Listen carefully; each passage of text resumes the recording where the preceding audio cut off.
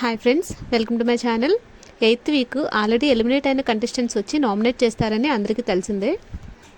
Nomination process ఏంటంటే promo 1లో చూపించినట్లు వాళ్ళు డైరెక్ట్గా ఒకరిని నామినేట్ చేయాలి, ఇంకొకరికి నైఫ్ ఇచ్చి నామినేట్ చేయమని చెప్పాలి.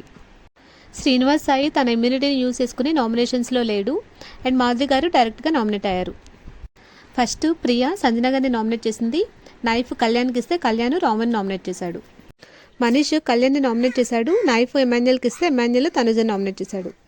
ఫ్లోరా రీతుని నామినేట్ చేసింది. సుమన్ గారికి నైఫ్ ఇస్తే సుమన్ గారు సంజన నామినేట్ చేశారు. బర్నీ గారు సంజన నామినేట్ చేశారు. నైఫ్ నిఖిల్కి ఇస్తే నిఖిల్ తనుజని నామినేట్ చేశాడు.